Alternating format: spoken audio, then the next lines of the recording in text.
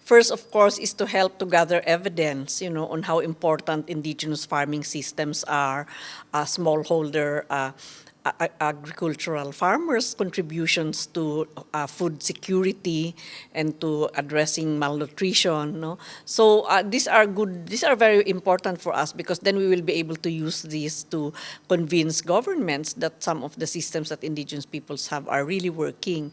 Secondly, of course, in terms of implementing the voluntary guidelines and other guidelines that you have developed that are relevant for indigenous peoples, like the guidelines on biodiversity, on fisheries, because these are guidelines that will have a direct impact on how indigenous peoples' livelihoods are being respected. And I think the national implementation and national action plans that will implement these guidelines are really crucial to seeing changes at the national level and local level, as well as to the lives of indigenous peoples.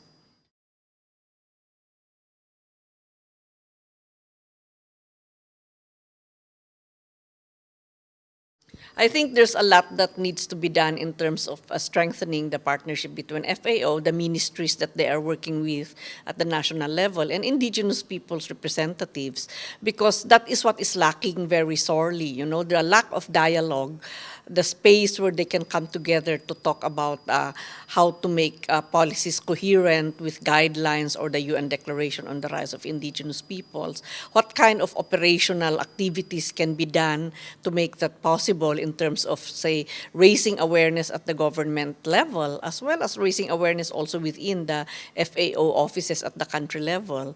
And for indigenous peoples to also understand the dynamics of how FAO relates with government and how the government can adhere to some of the things that they have agreed to in terms of guidelines or even conventions of the FAO.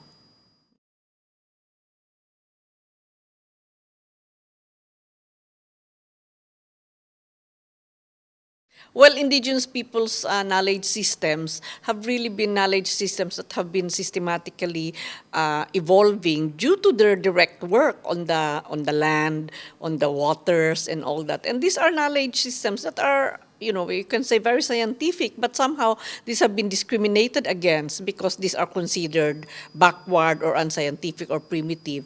So I think these knowledge systems have proven to be useful because now evidence will show that most of the world's remaining forests in tropical countries are the forests where indigenous peoples have lived and have asserted their capacities to be able to control and manage these forests. Many researchers would confirm that that is so. Also, the traditional seeds and food systems, whether this is quinoa or sweet potato or whatever, these are all indigenous foods that have been cultivated by them. And up to now, it's still being done. And now there is proof which shows that these are very healthy foods, So I think that all these are proofs that knowledge systems and practices of indigenous peoples in relation to natural resource management, in relation to maintaining and sustaining food systems, both agricultural and fisheries, as well as forests, wild foods in the forest. All this now will show that the world has a lot to gain by learning about this knowledge, but also by giving, benefits to indigenous peoples when these knowledge systems are used. When, for instance, they gather the genetic materials from these plants or animals, then indigenous people should be able to benefit from that, and not just the corporations who are trying to extract all this knowledge and use it just for their own profit-seeking ventures.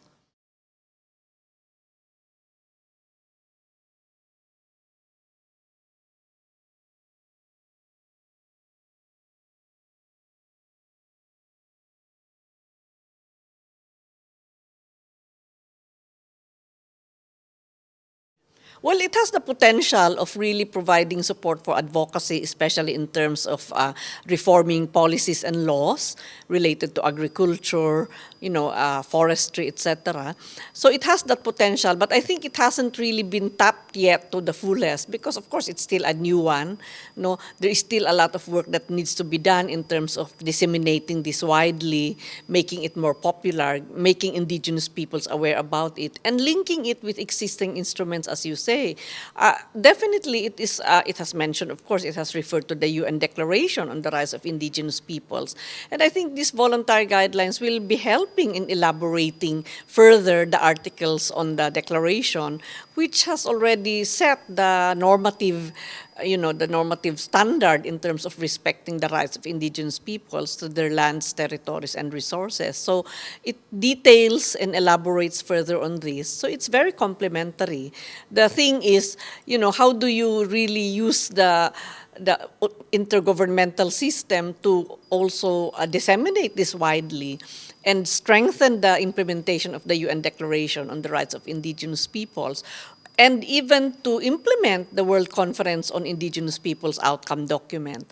There are several references in the outcome document which can use the voluntary guidelines. Like, for instance, if you develop a system-wide action plan of the United Nations, which is part of the outcome, how do you integrate the voluntary guidelines in that kind of system-wide action? If there's a plan to develop national action plans, how does that translate to the national level so that at the national level it will also influence changes in policies and practices of government? So there are many possibilities that are there. I just wish that more effort and resources are spent to really make that happen, and that indigenous peoples are always are participating when these kinds of mechanisms or policies are being discussed.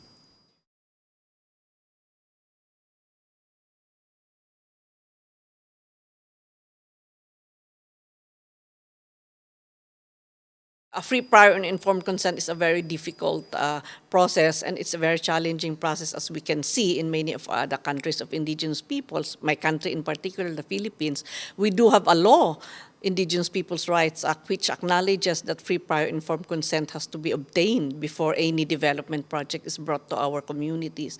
But it's not implemented well because there are many efforts to manipulate, the indigenous peoples who will agree, and then marginalize those who don't agree or don't want to give their consent. So I think the voluntary guidelines can also help enlighten why it's important to get free, prior, informed consent, and why is it to the benefit of both the developer and indigenous peoples if that is obtained? Because the process of obtaining free, prior, informed consent means you have to consult with them, you have to provide them the information that they need for them to be able to make the decisions. And therefore, any decision that they make is guided by the comprehensive information that is there about a particular activity or project that will impact on their lives. So I hope the voluntary guidelines and your guidelines on free, prior, informed consent can really be used extensively to further beef up the process in countries where they already recognize that, but in countries where that's not even recognized, to start introducing the idea and convincing governments that it is to their self-enlightened interest to really follow free, prior, informed consent, because it's already institutionalized in the UN Declaration, in the guidelines and all that. And so it is really incumbent upon governments and corporations to obtain that kind of consent before they proceed with the activities that they are doing in indigenous territories.